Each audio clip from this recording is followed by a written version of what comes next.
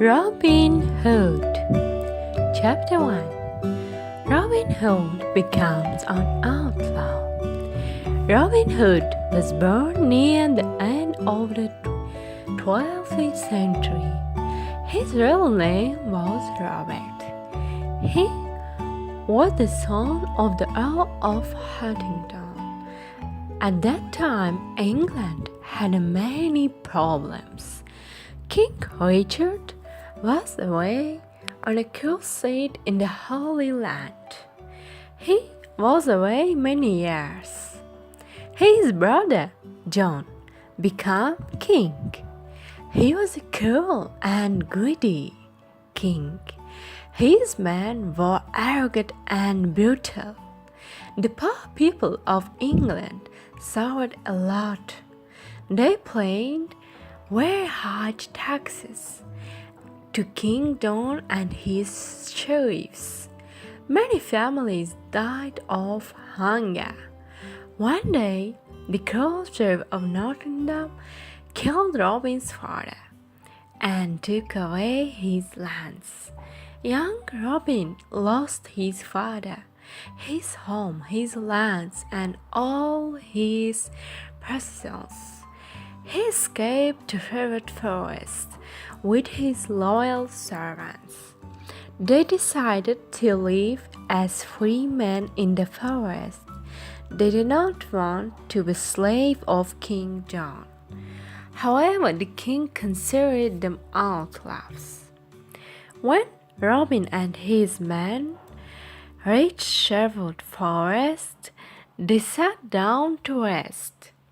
Robin Hood smiled at his loyal servants, and he said to them, "My friends, Sherwood Forest is our new home. Now we're free, but we're outlaws. Everyone in the kingdom is against us. Master, we're not afraid because you're with us," said Much. "Yes, I will stay with you, but you must do what I tell you. You must not become robbers. We must never harm the poor, the old, women or children. We must respect and protect them. We take only from rich maidens, noblemen and fat churchmen. Here is my plan. When rich travelers come into Sherwood Forest, we invite them to eat with us. Then they must pay for their food. They must give us half of everything they have. We then give this money of the poor. Do you promise to do what I tell you?"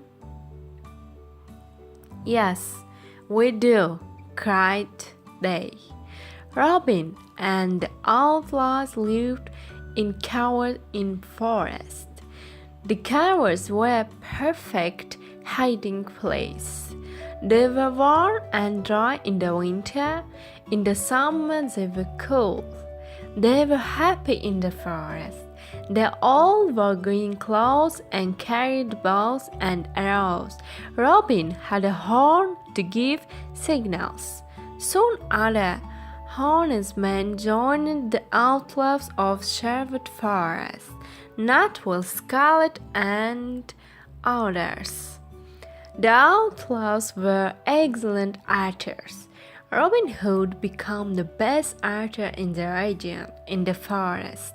Robin and his men practiced with their bows and arrows. Robin meets Little John. Chapter 2. One day, Robin came to a stream with a small bride. When he began to cross it, he heard a loud voice say, "I want to cross the stream first." Robin turned around and saw an enormous young man. He was very tall. "No, I was first," answered Robin. "Can you push me off the bridge?" asked the enormous man. He was holding a wooden staff. Robin cut a long branch from a tree and made a staff. Then he began to fight on the bridge. Robin was fast and light, but soon the enormous man pushed Robin into the water. He was very strong. The enormous man lost. Then he pulled Robin out of the water. Robin started to lose too. "You are an honest fighter," said Robin. "What is your name?" "My name is John Little. I'm an honest man. I fought with good King Richard's men in the Holy Land. I made King Richard's sword and the sword of his men. He is a great king, but his brother John is cruel and greedy. I don't want to serve King John. I am looking for Robin Hood. I want to join his outlaws."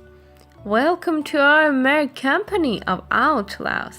I am Robin Hood," said Robin, smiling. John Little was very surprised. Then the two men embraced and became good friends. "A friend of King Richard is a friend of mine," said Robin Hood. "Now that you are an outlaw, you must change your name. Your new name is Little John." Robin took Little John to the secret hiding place in the forest. The outlaws welcomed Little John with a big meal. Little John was an expert sword maker. Soon every outlaw had a new sword. The outlaws liked Little John because he was friendly and kind. At night, everyone sat around the fire and listened to the stories he told them about his adventures in the Holy Land. Friar Tuck joins the outlaws. Chapter 3. Will Scarlet told Robin a big, fat man lived in a cavern near a river in Sherwood Forest. One day, Robin decided to meet him. He went to the river and saw a fat friar who was fishing. "Good morning, young man," said the friar. "Good day," answered Robin Hood. "You are fishing in an outlaw river. The fish you catch are mine. You can fish here today, but only if you carry me across the river." The friar did not like what Robin said, so he looked at him and said, "I can carry you across the river. You are very thin. Can you carry me across the river?"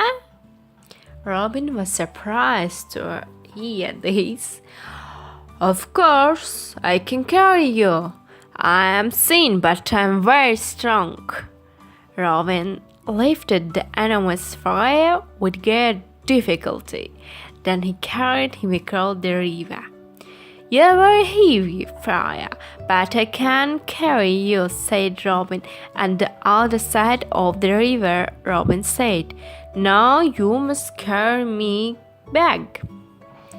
The friar started to carry Robin Hood across the river, but when they arrived at the middle of the river, the friar stopped. He sniffed Robin and said, "Goodness, you smell like an old rat. You need a good cold bath." And so the friar threw Robin into the cold water. He lost slowly and then pulled Robin to the river bank. Robin was angry at first. Then he smiled and said, "You are right. I need a bath. I feel better now. My good friar, you are free to fish in this river when you want. Let us shake hands before I go away," said the friar. "Oh, don't go away," said Robin. "My name's Robin Hood." "What? You are Robin Hood?" asked the friar. He was very surprised. "Yes, come and live with me, my outlaws. We're all good, honest men. We take from the rich and give to the poor. We want to grow because we need the word of God. What's your name?" "I am Friar Michael Tuck of Fountains Abbey. Abbot. I had a quarrel with my abbot. He was very greedy and rich. He never helped the poor. He forgot God's teachings. When I told him this, he wanted to punish me. I escaped to the forest. Now I live a simple life. If you want to live a simple life and help the poor, came the Sherwood Forest," said Robin. The two men shook hands and promised to be friends for life. Chapter 4. Wanted, Dead or Alive. Some years passed, and there were more than 200 outlaws living in Sherwood Forest. Robin Hood was a hero of the poor. He continued robbing the rich to give to the poor. Robin Hood called this the Sherwood tax. All the rich travelers who passed through Sherwood Forest paid the Sherwood tax. The Sheriff of Nottingham sent an army of soldiers to Sherwood Forest to capture Robin Hood. But Robin and his outlaws were in the trees. They lacked all the soldiers and killed except when Robin and his men were the best archers of the region. They knew the forest perfectly. They were never afraid of fighting the soldiers of the weak Sheriff of Nottingham. It was impossible to stop Robin Hood. The sheriff was furious because the people laughed at him. He was never able to capture Robin Hood. King John was furious too. His subjects loved King Richard and hated him. One day King John stood on the castle walls. He spoke to all his people. He said, "We must capture Robin Hood and his outlaws. They are our enemy. I can pay 100 pieces of gold for Robin Hood, dead or alive. Bribe me and bring me that outlaw and Robin Hood."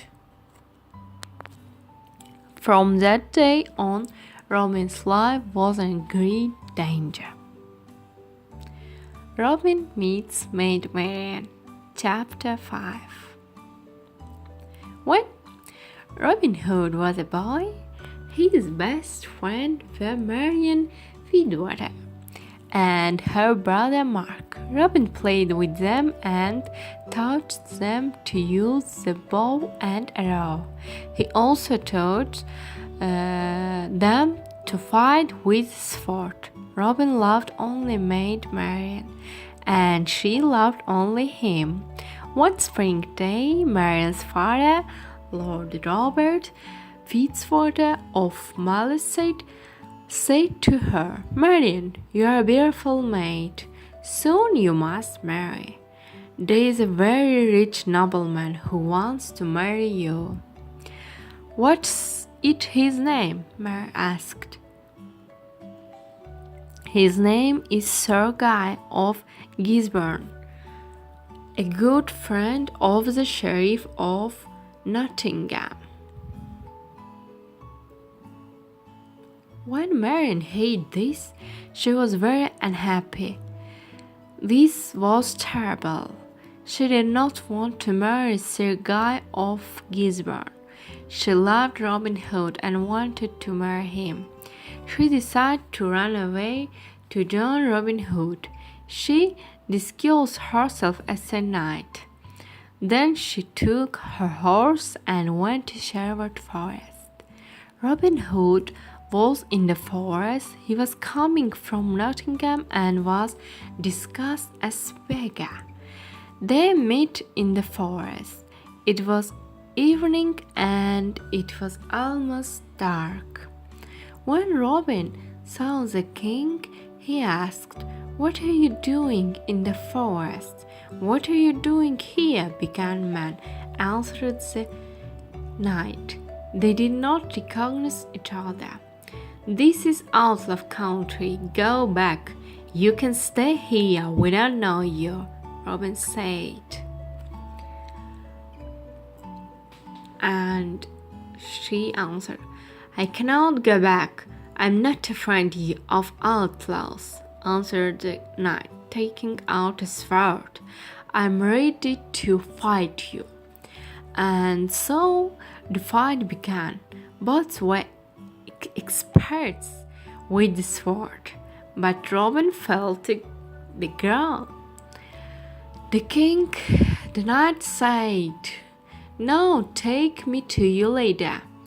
Take me to Robin Hood." She took off her helmet and Robin was very surprised. It was his dear Marian.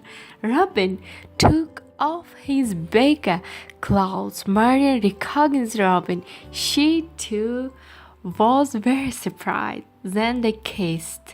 There was great happiness in Sherwood Forest that evening. Marian and Robin were finally together. Fire took married them after a few days. There was a big wedding celebration of the forest. Maid Marian was now part of Sherwood Forest. She was gentle and kind to all. Everyone loved her. Chapter 6. The Sheriff's Right. Robin Hood's fame was everywhere. The people called him Saint Robin and Robin, Sheriff of Sherwood Forest. A lot of outlaws joined Robin Hood. They were loyal to him and followed him everywhere. The swordsmen did not want to go to Sherwood Forest to capture Robin Hood. They were afraid. The Sheriff of Nottingham was very angry. He wanted to capture Robin dead or alive. "What is wrong with my men? They are afraid of Robin Hood. They are all stupid cowards. I don't need anyone. I'm going to Sherwood Forest alone. I'm not afraid of legend." The sheriff left for Sherwood Forest alone. He entered the dark forest and saw no one for a long time. Suddenly, a group of outlaws jumped down from the treetops. They made a big circle around the sheriff. Then they took out the swords. The sheriff was terrified. His face became white. One outlaw said, "Well, well, what do you have here?" "The Sheriff of Nottingham in person." "Oh, please, don't kill me," said the cowardly sheriff. "I can give you everything I have." The outlaws laughed at the sheriff and said, "Our master is waiting for you." "Robin Hood?" asked the sheriff. "Yes, Robin Hood. You are invited to eat with us." "I am not hungry. Let me go. I can't give you money, gold, jewels, but please let me go." The sheriff said. "Start walking, you badger," said Will Scarlet. The outlaws took the sheriff to Robin Hood. "Let's kill him," the outlaws cried. "Let's kill this fat bastard now." Robin Hood looked at the sheriff with disgust. He wanted to kill him too, but Marian stopped him. "We're not butchers like this man," said Marian. "We're honest people. Sit down and eat with us, Sheriff. After the meal, I have a surprise for you," said Robin. The sheriff was not hungry. At the end of the meal, Robin said, "Now give us everything you have, money, gold, jewels. Then take off all your clothes, get on your horse, and return to Nottingham night." Robin, Marian, and the outlaws lost wealthy. The sheriff got on his horse and returned to Nottingham. He was very cold and very angry. "I must capture that Robin Hood and destroy him," shouted the sheriff when he reached Nottingham. The people saw him naked. Everyone looked at him. They pointed at him and laughed loudly. "Long live Robin Hood, the Sheriff of Sherwood Forest," they cried. Chapter 7. The Silver Arrow. After the adventure in Sherwood Forest, the Sheriff of Nottingham said to his men, "I must capture Robin Hood and destroy him. How can I capture him?" The sheriff thought for some time. Then he said, "I know how we can capture him. Let's have an archery competition here in Nottingham. The best archers of the region always come to the competition. The prize for the best archer is the famous silver arrow." One of his men asked, "But will Robin come to the competition?" "Of course, Robin loves challenges," said the sheriff. "He will come, discuss, and we must discover him." The sheriff's messengers went everywhere and told everyone about the competition. One day, Friar Tuck heard the news. He immediately told Robin and his outlaws. Robin said, "I am the best archer in the region. I can easily win the silver arrow." "Oh, Robin, don't go," said Marian. "It's a trap. The sheriffs want to kill you." "Yes," Robin said. "Friar Tuck, it's a trap. It's dangerous for you to go." "I must go. I never refuse a challenge. I will disguise myself as a poor peasant. No one will recognize me." "Can we come to protect you?" asked Robin's men. "Yes, you can come disguised and peasant too. You can stay in the crowd, but be ready to fight if necessary." One morning in May, Robin and his outlaws went to the archery competition. When they arrived in Nottingham, the castle square was full of people. An archery competition was a special event. There were musicians, acrobats, children, lords, and ladies. There were colorful flags everywhere. All around the castle square, there were difficult targets.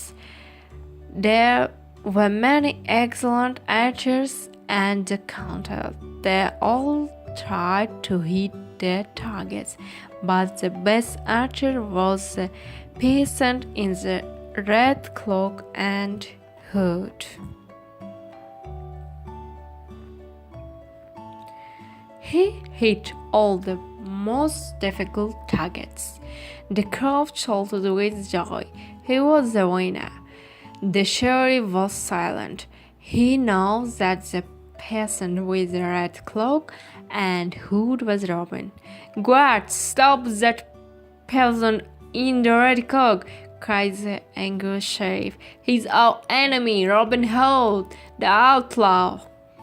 The sheriff's guard ran to capture Robin, but Robin's men attacked him guards. There was a lot of fighting. Robin and his men killed or injured most of the sheriff's men. Then they quickly left Nottingham and returned to Sherwood Forest. When they arrived, they celebrated their victory. Chapter 8.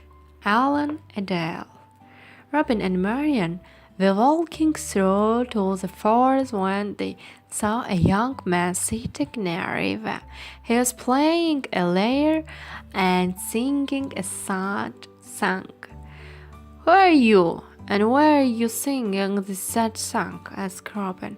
"My name's Alan of Barnstable, but people call me Alan and Dale. I'm very unhappy because I love a girl called Alice. She loves me too, but her father wants her married to a rich old baron. The marriage is tomorrow and Papa will coach." The young man was unhappy that he started to cry. Robin and Marian looked to each other. Marian remembered a similar situation some time ago. Then Robin said, "I want to help you, Alan and Dale. I have a plan. Come with me." Early the next morning, Robin sent his best archers to Peplerwick. They hid inside the church and all around it. Robin, Friar Tuck, and Alan Dale disguised themselves as simple peasants. Then they went to Pevlik. They entered the church and sat down. At midday, the bishop and the rich old baron entered the church. The Alice arrived with her father. She wore a white dress and she had flowers in her hair. She was beautiful, but very sad and pale. When the bishop began the marriage ceremony, Robin stood up and said, "My lord, an ugly old man cannot marry this beautiful young woman. Winter cannot marry spring." "What?" cried the bishop. "Sit down and be silent. There is no love between this old man and this young woman. You must not marry them." The bishop was furious. He cried, "Guards, arrest this peasant immediately." At that moment, Robin's men stood up and pointed the bows and arrows at the guards. The guard did not move. The bishop ran out of the church. Alan and Dale ran to Alice and embraced her. "My sweet Alice, I want to marry you." Alice was very happy and said, "You are the only man I want to marry." Friar Tuck married the happy couple at Peplerwick Church. Then everyone returned to Sherwood Forest to enjoy the wedding banquet. Alan, Dale, and Alice lived in Sherwood Forest with Robin, Marian, and the outlaws. Chapter 9. A Stranger in the Forest. One evening, Robin was hiding in the forest. He saw a knight riding an old tried horse. The knight wore the red cross of the Crusade. "Good evening, young man," said the knight. "What is the name of this forest?" "This is Sherwood Forest, sir," answered Robin. "I have come from Holy Land. I was there for many years. I've had many wars against the Turks. Now I'm very tired and hungry," said the knight. Robin said, "Brave knight, come and eat with me and my men. You can stay with us tonight." "Thank you for your offer. I'm happy to accept it." The two men rode through the forest together. Robin told the stranger about greedy King John and his wicked sheriff. He told him how the poor people suffered. He explained why he became an outlaw. The stranger listened cheerful. There was a good meal of roast pork that evening. The stranger liked the merry company of Robin, Marian, and the outlaw. He talked about his adventures in the Holy Land. At the end of the meal, Robin stood up and said, "Let us drink to go King Richard and his return." Everyone cheered and drank to God, King Richard and his return. Then the stranger stood up, took off the head covering, and said, "My friends, I must tell you the truth. I am not a knight. I am a King Richard, also called the Lionheart." There was silence for a moment. The surprise was so great. Then everyone at the table cheered and cried, "Welcome home! Welcome, King Richard!" Everyone knelt down. Robin said, "We thank God for King Richard's return.